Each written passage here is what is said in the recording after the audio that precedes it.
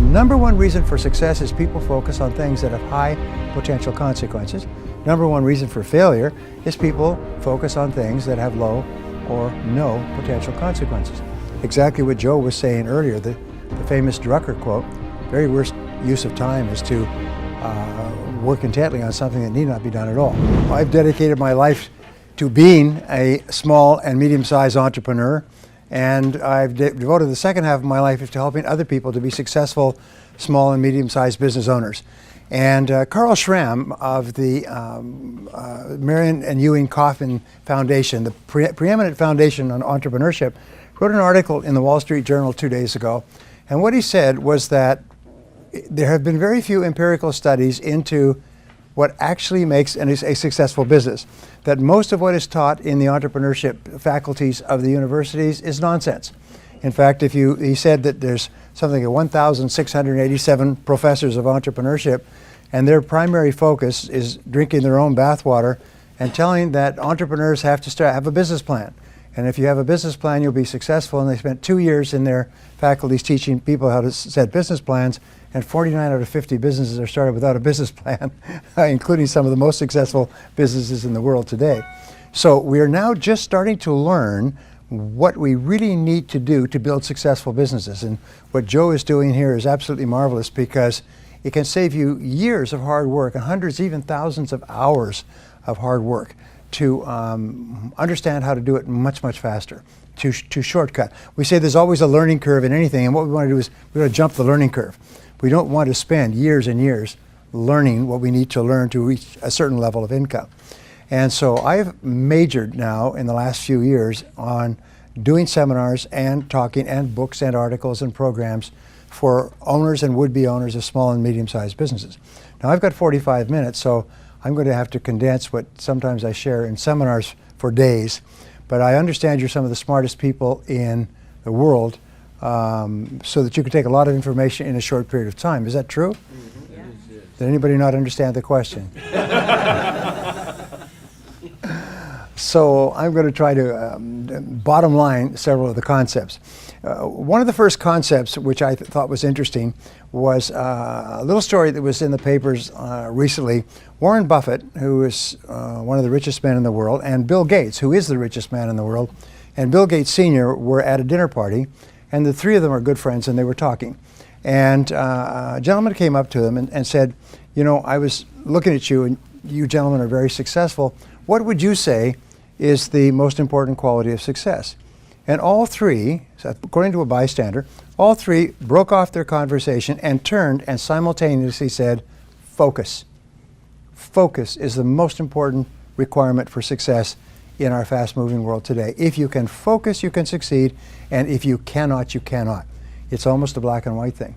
Well, I thought that was interesting, because the way Joe and I met is I put together a program some years ago called the Focal Point Program, which basically brought in business owners like yourselves and taught them to focus. And we spent 3 years going through every single aspect of life. We had 82 exercises that dealt with family and business and marketing and product and service and competition and positioning, and it was focus, focus, focus. And my offer, which is not as good as Joe's, but my offer was that you will double your income and double your time off within 12 months, or there'll be no charge for this program. And I never had to give a refund. In fact, many people doubled and tripled their income within 30 days, just by learning to focus and just by thinking in terms of focus. So it's really, really important. I read an article about myself. It was a very successful entrepreneur in New Zealand, and the article was sent to me last week. I'm reading this article, and he said the turning point in his life was when he went to a Brian Tracy seminar and learned how to focus. He was broke, he was unemployed, he had no money, and he walked out of the seminar a completely different person, and he had written goals.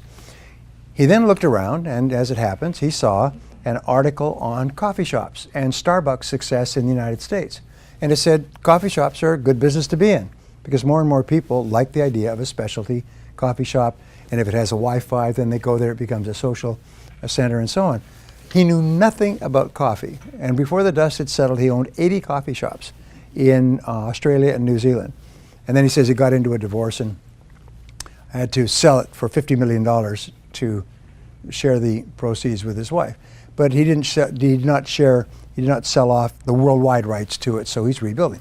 Anyway, his point was at the end of the article, they said, well, what would you say to aspiring entrepreneurs who want to be successful?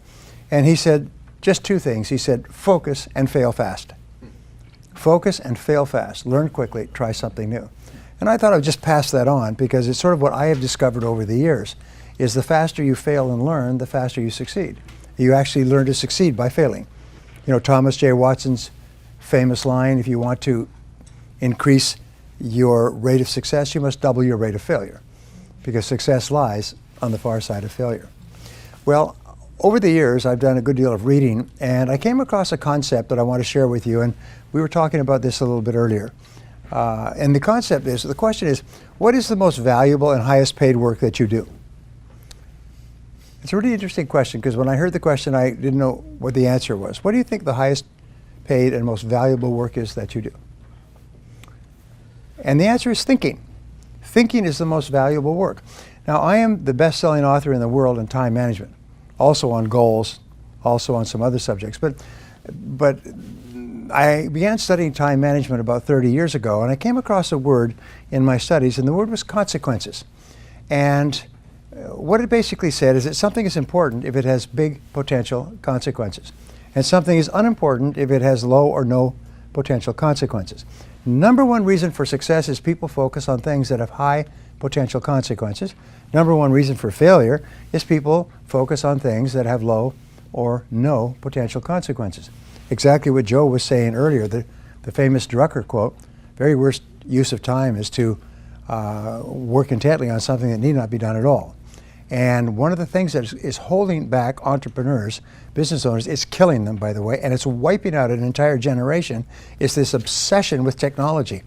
I see people that are walking with their phone. It's almost like drug addicts that are mainline. They cannot stop staring at their screen. They cannot stop pushing their buttons. I hate to say that there were people in this room that had that problem, but the fact is that this obsession with looking at the screen and staying connected is killing people, because it stops them from focusing. You cannot focus if you are distracted like an attention deficit disorder dog. So you're constantly ringing and responding to bells, almost like a crazy person in a toy factory. And so just as a quick aside, if thinking is the most important thing you do, because of the consequences of thinking determine the entire quality of your life, then the quality of your thinking determines the quality of your life. And so the more time that you spend thinking and thinking well and thinking clearly, the more successful you are. Over the years, I've worked with some very powerful people, billionaires and multi-billionaires, people who are on the Forbes 400 list repeatedly, over and over. And I've had a chance to be with them during crises, and when times where something was happening that was serious. It was a major problem. And I noticed that they all had one quality in common, is they all went calm. It's just, they went calm. People around them were angry and upset and worried about what happened and who did it and so on, and they would just go calm, almost like a pond would go calm. And they knew, and I learned later, I didn't know why this was, I admired it, but I didn't know why it was, is that when your mind is calm, your entire cerebellum, the thinking and deciding brain, functions at its highest level, like turning up all the lights on a dimmer switch. It's functioning like a Christmas tree. But when you get upset and angry, what happens is your thinking reverts to your limbic or emotional system, and your ability to think clearly diminishes dramatically, and you make a lot of mistakes. That's why when you are facing a difficult situation, you have to use every skill, trick, game, whatever it is, stay calm. And that's why they teach you to meditate. And they find that meditators in business are far more successful because they can automatically trigger their mind into the calm of meditation when they're facing a crisis. It enables them to think with greater clarity. Now, a couple of years ago, a man named Daniel Kahneman, a very fine man from reading him, who had won a Nobel Prize in psychology and neuroscience, wrote a book called Thinking Fast and Slow. And this book, it was a very esoteric book, and I don't recommend that you read it. It's 500 pages of hard slogging. I will give you the essence. I do the reading, pass it on. I will give you the essence of the book. He said that there are two types of thinking. There's fast thinking and slow thinking. Fast thinking is intuitive, it's instinctive, it's automatic, it's reactionary. I think of it very much as how you would drive through busy traffic. You're not giving a lot of thought, you're just interacting. He said the other type of thinking is slow thinking. And slow thinking is where you just slow down the thinking and take time to think through issues. Now, if an issue has little or no consequences, then you can think quickly. You know, what do you have for lunch? What do you pick up on your plate from the buffet? Where do you park your car? These are the consequences of these decisions are almost non-existent. But if it's a major issue, then you say, wait a minute, this requires slow thinking. Here is his contention that made the book a bestseller, is that the biggest problem that people have is that where they should use slow thinking, they use fast thinking. And entrepreneurs are extremely guilty of that, is we make important decisions that have long potential consequences, including affecting the lives of people and costing money and even leading to the bankruptcy of a business. We make those decisions with fast thinking when in reality we should be making them with slow thinking. Now, I'm a great Drucker fan, as many people are, and Mike was saying something about hiring the right people, and hiring the right people to work with you is very important. And the biggest mistakes you make is hiring fast. You hire people quickly. The best decisions you make are where you really take your time to hire slowly. And Peter Drucker said that fast people decisions are invariably wrong people decisions. Hiring an important person for an important job has tremendous potential consequences. So therefore, you need to take a long time. One of the things I teach, which is in my book, How to Hire and Keep the Best People, is a simple rule that will increase your hiring accuracy to 90%. And I've taught it to Fortune 500 companies, and they make it a rule within their companies to use Brian's rule. You cannot hire except by doing this. And I didn't invent it, I just studied the hiring practices of the companies that hire the best people and keep them the longest. And they all, at the beginning, have a certain process that they follow, and they follow it religiously, no exceptions. And so their accuracy in hiring goes up to 90% or better because they think more. Then the interesting professor at the University of San Diego last year wrote a book on sort of thinking fast and slow, but it was on decision making. What he said is the longer that you take to make an important decision, the better the decision will be, the higher quality decision. And Lord Acton once said, when it is necessary, when it is not necessary to decide, it is necessary not to decide. In other words, the professor said, buy as much time as you can for a decision. Put it off. If you can put it off for a day, a weekend, a week, a month, put it off. Some of the best decisions that you make will be decisions that you will allow to steep for a while, like water in tea. So thinking is the most important thing you do, and we call it thinking fast and slow. So remember, anything that is important that has long-term consequences is a candidate for slow thinking. Discussing it with other people, sitting quietly, going for a walk, letting it ruminate in your mind, sleeping on it. You know, they say if it's a big deal, sleep on it. So there's 3 thinking tools I want to give you, and then 7 ideas. So the 3 ways of thinking, which the first way I start off every seminar, is what I call zero-based thinking. And everybody who knows me for any period of time knows that I harp on this. Zero-based thinking comes from zero-based accounting, where you, instead of increasing an expense in the next accounting period, you ask, should we be engaging in this expense at all? Now with zero-based thinking, you look at your entire world and you ask this question: knowing what I now know, is there anything that I am doing that I would not start up again today if I had to do it over? This is one of the greatest thinking tools I've ever learned, because in a time of turbulence, you always have an answer for this question. Each person has an answer. Some people have multiple answers.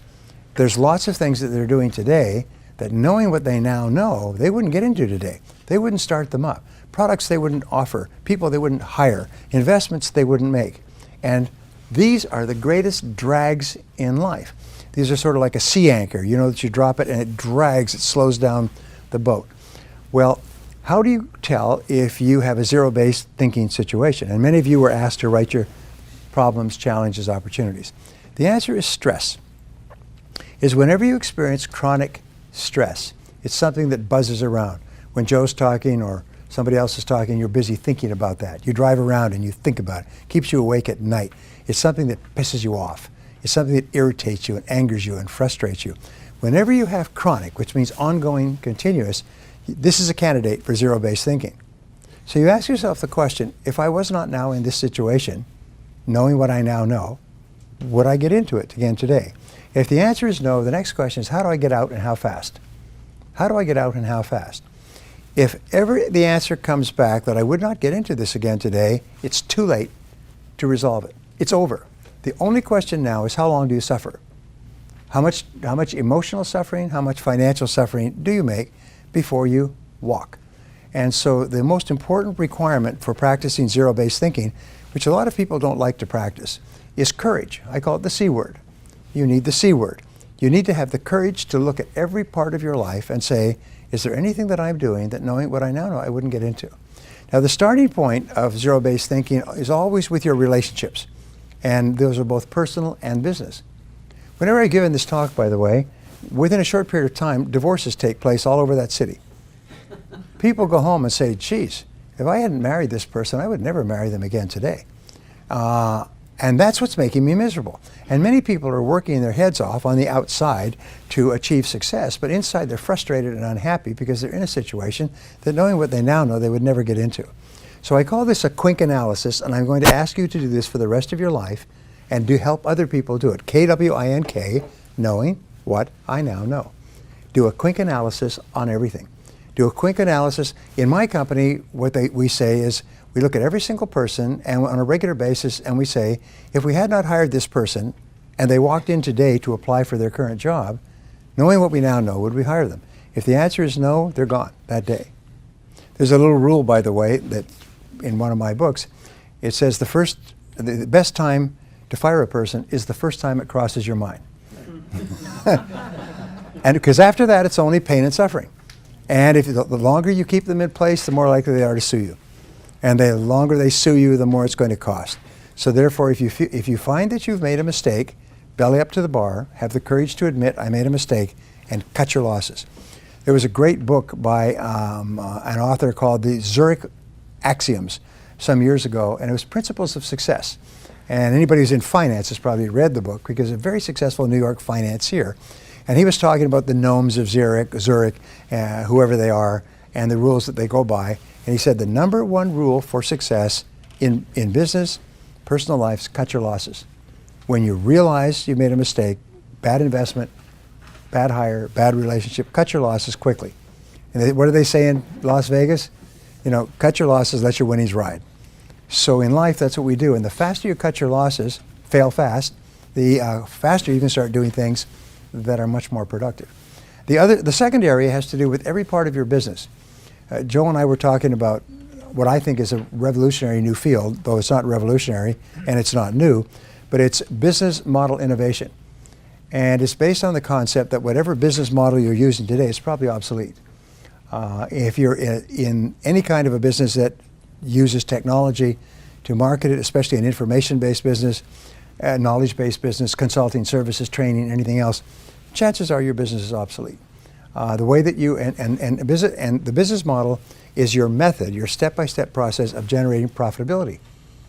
Now, there are some companies that struggle along, and then find a new business model, and the next year their business is up 5 or 10 times. Profits are just overwhelming. They're living in big houses on the hill, driving Cadillacs and flying private jets, and you say, what on earth did they do? They changed their business model. And if you don't change your business model, if it's the wrong business model, two things are going to happen. Your competitors are going to come up with a new business model and eat your lunch, and or you're going to go broke. So it doesn't mean that your business model is wrong. It just means that you must be open to the possibility that your business model is obsolete, and that just means that there is a better business model. There's a superior business model, and your job is to find it. And again, there's no fixed answer to it, but I think that this is a great area of thought. I think this is a great area, and it's sort of like a tool for you to have. I wonder if I need to change my business model, which is your way of generating sales, producing and delivering products and services, getting payments, and achieving profitability. Well, so coming back to the second is look at anything in your business. Look at your products, look at your services, look at your people, look at the way that you advertise, market, and ask, is there anything that you're doing today that, knowing what you now know, you wouldn't start up again today? And the only question that you ever ask is, does it work? Does it work? Does it work? If it's not working and you can tweak it, then that's fine. If it's not working, have the courage to admit this isn't working and abandon it. Now the third area has to do with investments in zero-based thinking. Investments of time, which people hate to lose. Someone said earlier that people hate to lose. It's one of the greatest emotions. We hate to lose time if we've invested a lot of time in a course of action, a project, a business, a relationship. The second is emotion. If we put a lot of emotion into a course of action, a product, a course of study, a relationship, or money. We hate to admit that we made a mistake and that what seemed like a good idea at the time has turned out not to be a good idea, and knowing what I now know, I wouldn't get into it. And have the courage to cut your losses and run. Now the reason I teach this first is because you can't make any progress unless you clear the decks, unless you get this 800-pound gorilla that's holding you back out of your life.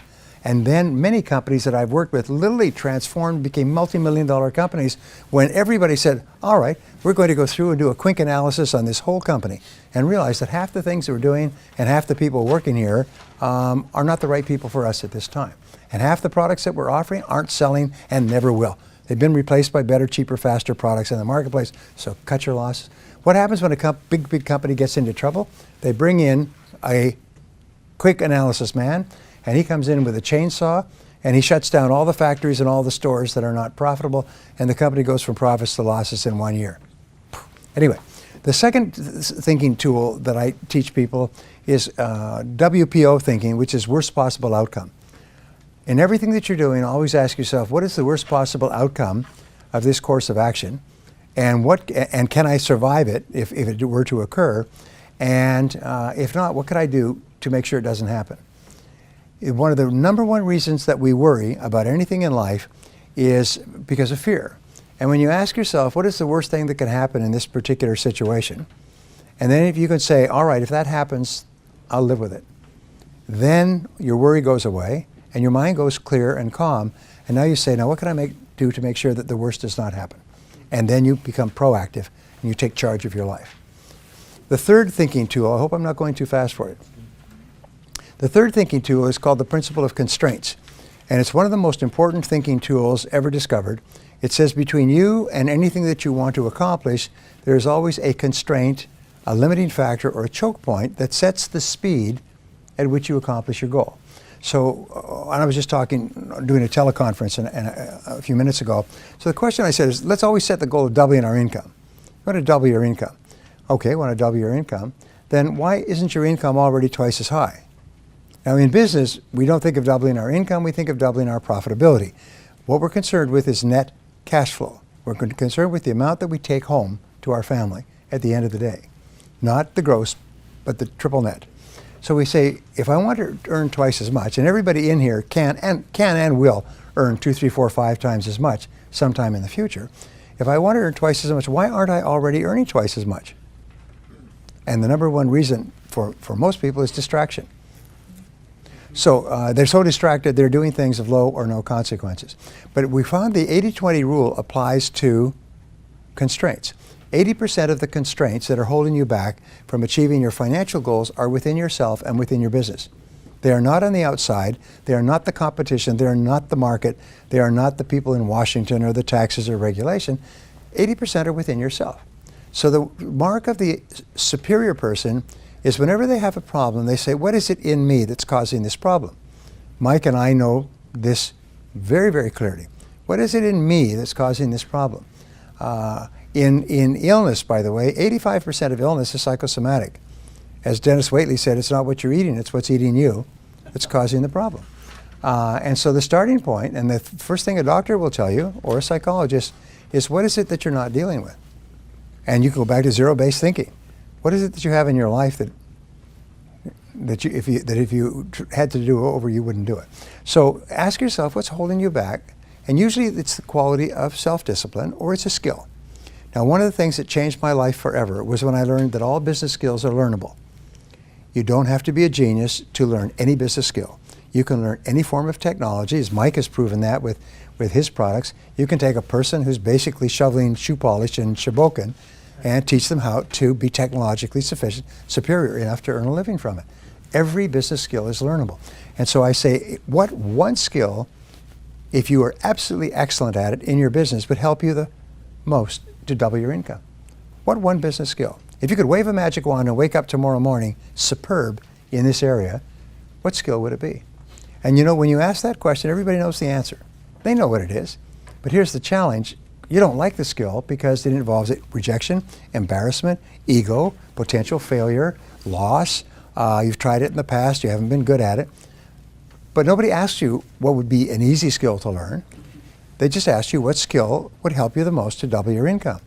And here's what we have found is that most of us are only one skill away from doubling our income.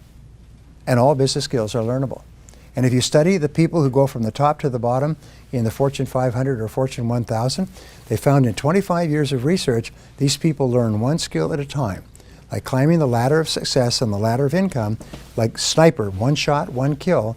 They don't try to learn 50 skills. They learn the one skill, focus, the most important skill, and they get their company focusing on the one skill that can help you the most to generate sales and profitability. Hey, I hope you're enjoying this video, and I want to let you know that I have a new book that's come out, and if you'd like to get it absolutely free, there's a link below in the description, or you can wait till the end of this video, or you can simply go to joesfreebook.com and you can get a copy there.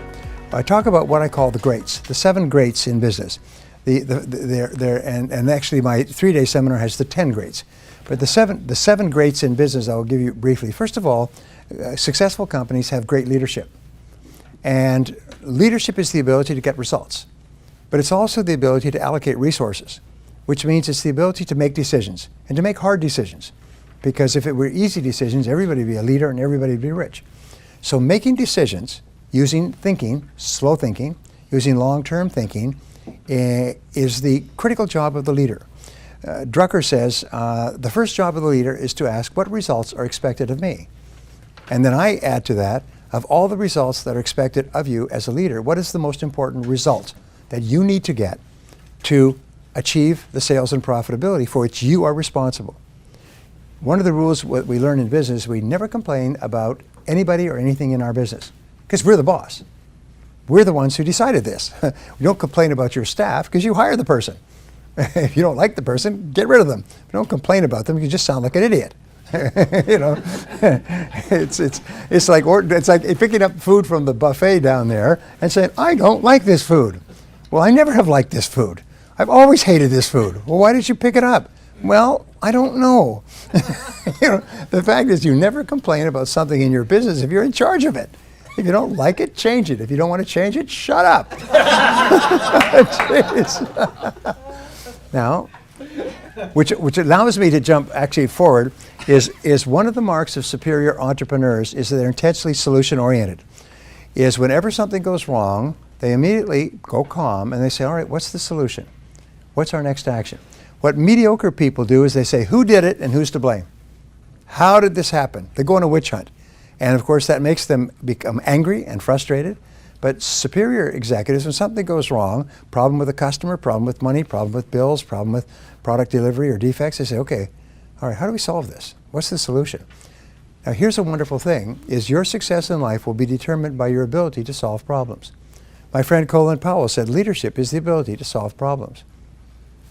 Success is the ability to solve problems. And how do you become really excellent at problem solving? I just finished a book, by the way, called Creativity and Problem Solving that Amicom is publishing in New York at the end of this year. It's because I did years of research on the subject. Here's the point, is the way that you solve problems is simply to think about solutions. What are all the possible solutions? Be intensely solution-oriented. Don't allow yourself to get bogged down, negative, upset, unhappy about the problem and who did it. Focus on the solution and the actions that you can take. And when you start to think about the solutions, remember Helen Keller's wonderful line, when you turn toward the sunshine, the shadows fall behind you. When you start thinking about solutions, we could do this, we could do that, and you could do this, and I could do that, and we could do. When you start thinking about solutions, your mind goes calm, your creativity turns on like lights, you start to have more energy, you start to feel more confident, and so on. Are you with me so far? Yes. Thinking about problems makes you negative and shuts down your brain. Thinking about who's to blame is even worse. But thinking about what you can do and the actions you can take puts you back in charge. Well, the second principle, and I talked about, the second great is having a great product or service. And this, to me, was and is a revelation. And it's so simple, it stares you in the face. But 90% of your success in business will be to have a great product in the first place. And this is something that many people miss. They think if I have a good product and I pay thousands of dollars and go to really clever seminars, they'll teach me some marketing gimmicks and tricks so I can con people into buying it. And they spend enormous amounts of time and money trying to advertise or market what is a mediocre product. And I had a good friend, Mitch, and Mitch owned 3 first-class restaurants. And he did no advertising for the restaurants, and the restaurants were always full. And when people said, where do you want to go for dinner? Let's see if we can get into one of those restaurants. And so I asked him. I knew him very well because we worked in the same organization. Dr. Allard, my mentor, owned the 3 restaurants, and Mitch was a part owner, and he ran them. And he could just start an excellent restaurant. I said, what is your secret to promotion? How come these restaurants are always full? And he said, we always put it on the plate. I said, how do you mean? He said, we put superb food at good prices on the plate and just stand back. And the restaurants are full all 7 days a week. And I always thought that's the key to success in business. Put it on the plate. Put it on the plate. Put the quality, put everything into the product or service. Now, the Inc. magazine does a story on the Inc. 500, the 500 fastest growing companies in America, taken over a 3-year period, and every year they update it. The last edition, which came out a couple of months ago, showed that the #1 fastest growing company grew 42,500%. 42,500%. Unbelievable, it grew so fast. Others grew 5, 10, 15, 20, 30, 50 times in 2 or 3 years.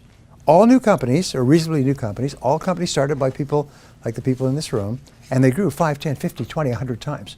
Wow. What was the key? So they went back and had outside researchers analyze it, and you know what they found? Is all the companies put it on the plate. Every one of them was obsessed with quality, and obsessed with quality as their customers defined it. And they were close to the customer. They're locked tight to the customer. As I was sharing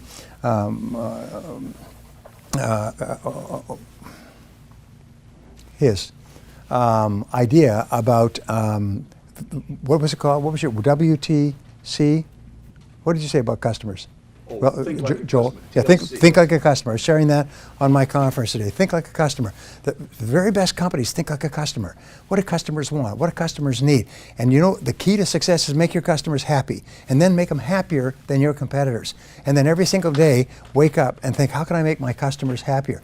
And they went and they interviewed the CEOs of the 500 fastest growing companies, and every one of them was obsessed with customers. They thought about customers. They talked about they visited customers. They called customers. They went and saw customers. They personally responded to customer complaints. They were just obsessed with it, which again repeats that 90% of your success will be the quality of your product or service. Now, how can you tell if you have a great product or service? Well, it's a very simple test, and this is the test that predicts your future more than any other test for the rest of your business career. How many people, after they have used your product or service, turn to another person and say, geez, that's a great product. Geez, that's a great service. Geez, that's a great company. Geez, those are great people. And how many people say this is a great product? What percentage? 50%, 40%? Average in America is about 30%, 35%.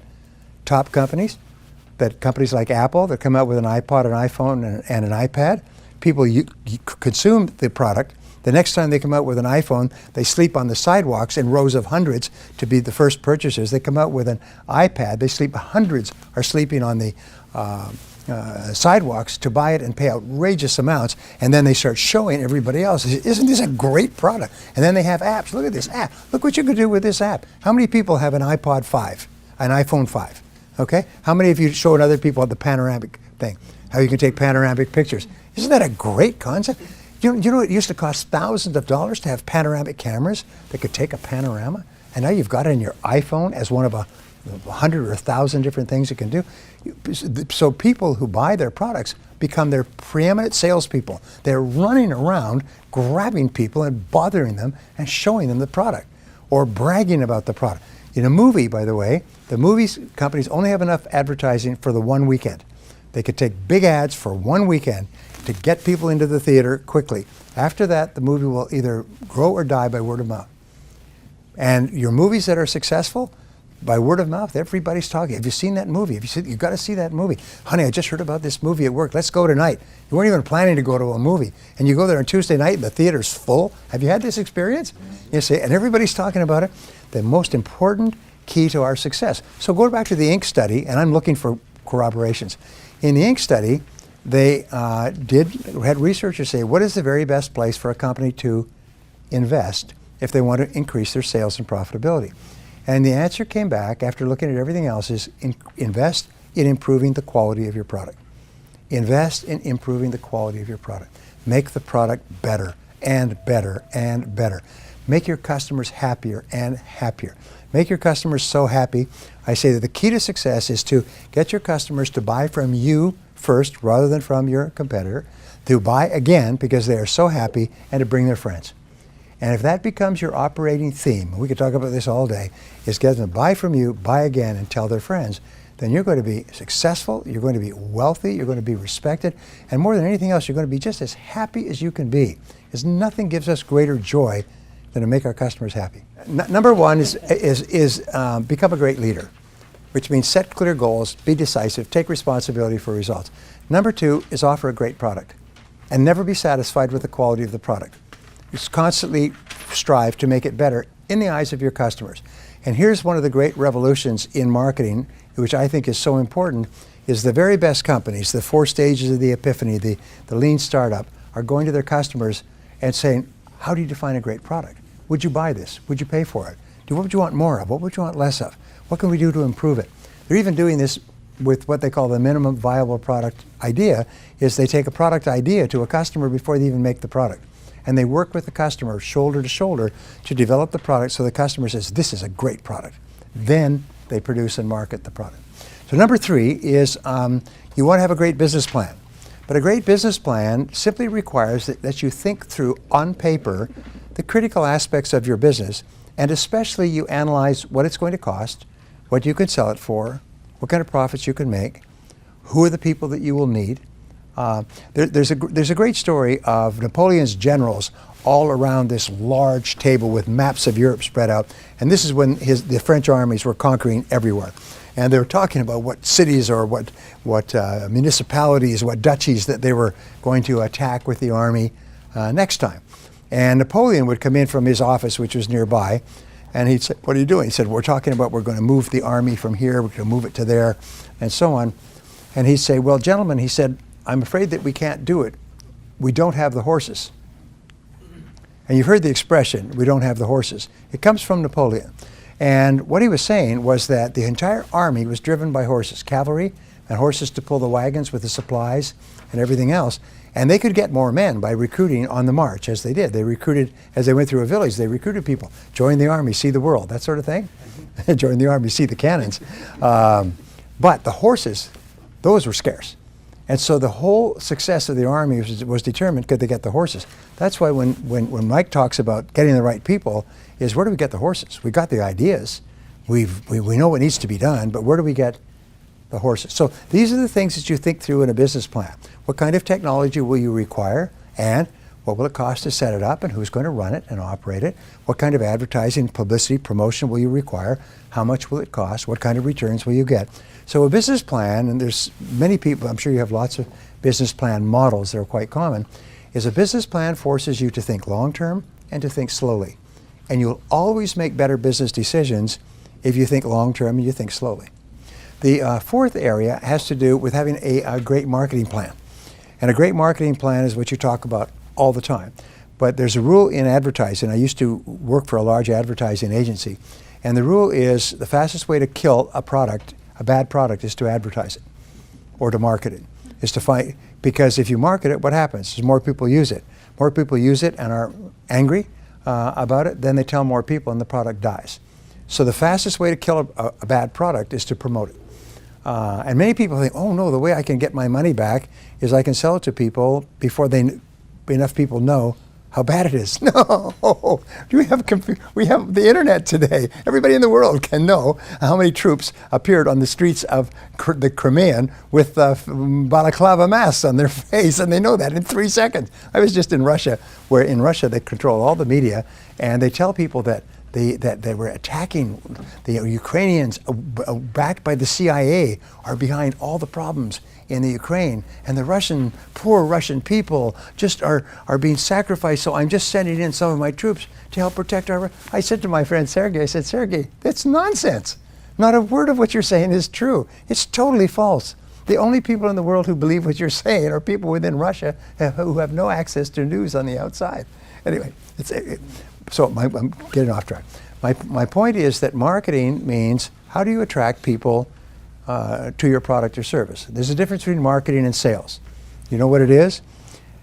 Imagine that I were to say to you at midday, this group, I say, is anybody here hungry? You raise your hand, all right? That's marketing.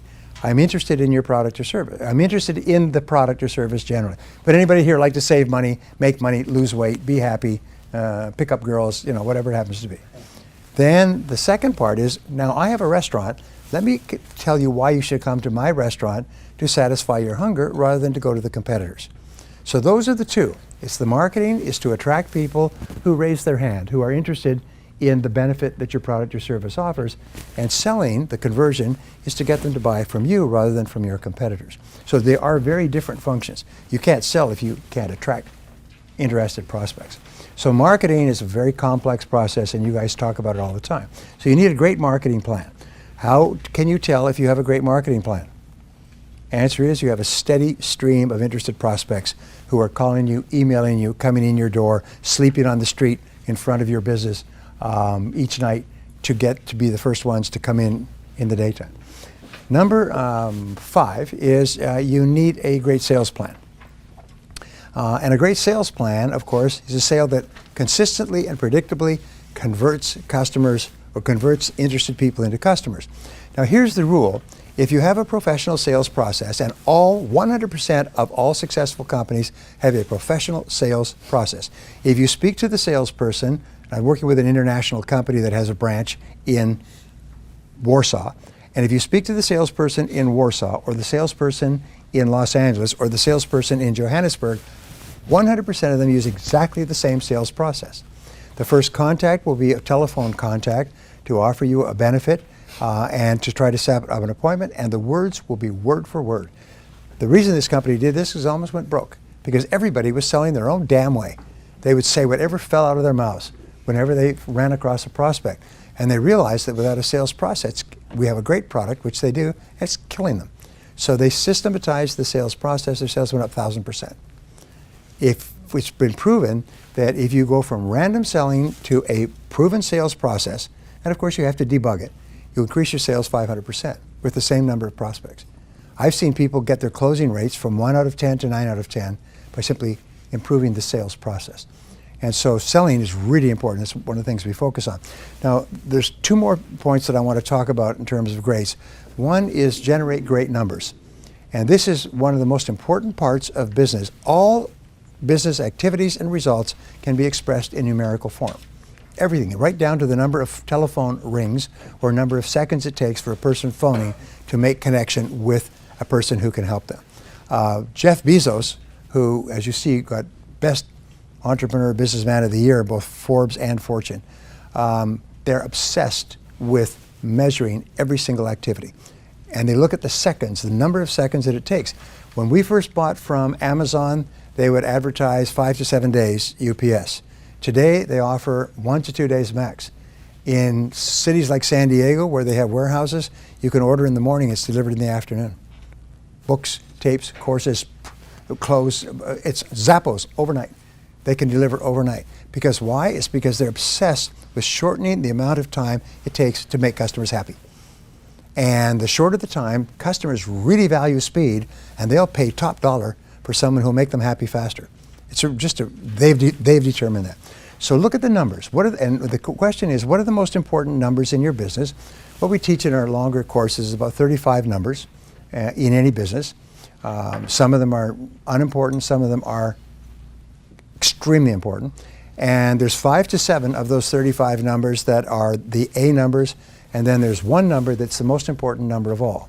And we call this, or Jim Collins, who wrote Good to Great, calls it the economic denominator. And when I started doing my coaching programs with entrepreneurs, one of the first things we taught was to identify your number. What is the most important number in your business? The number that most accurately predicts your success and your future. And most people get it wrong the first 3 to 5 times. What is your number? What is your most important number? The number that you just basically obsess with all the time. And one company went from struggle, written up in Entrepreneur magazine, went from struggling to bankruptcy.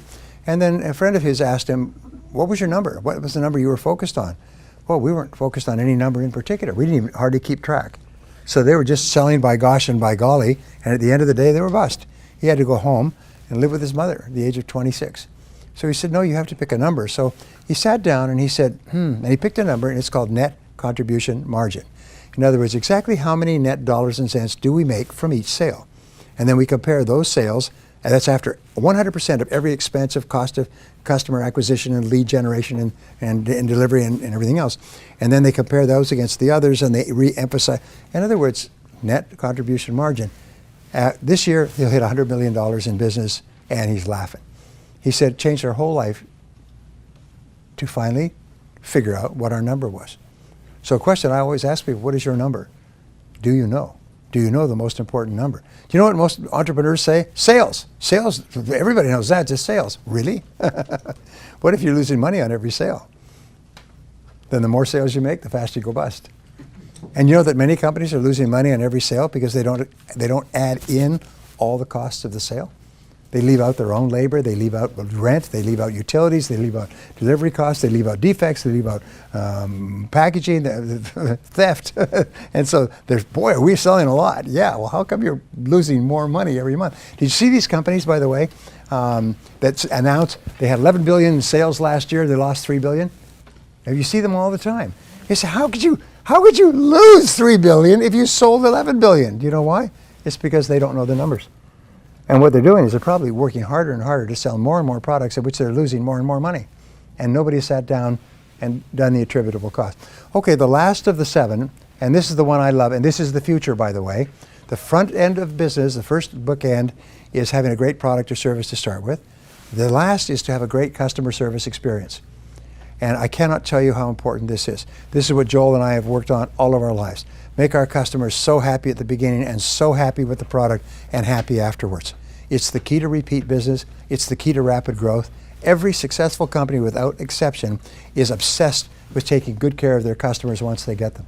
And if they have a customer complaint, the head of the company doesn't sleep at night. They are so upset about customer complaints. They'll go out and personally visit them. The company president will phone an unhappy customer and talk to them because they consider customer happiness, like Tony Hsieh, to be the most important thing in the world. What Tony says is that we're not in the shoe business, we're in the customer happiness business, we just happen to sell shoes. And if we were selling something else, we'd still be in the customer happiness business. What was that worth to Tony? Sold it for, his idea translated into Zappos sold it for $1.2 billion and took home $350 million. Not a bad idea. Make your customers happy. Does it work? Yes. How often does it work? 100% of the time.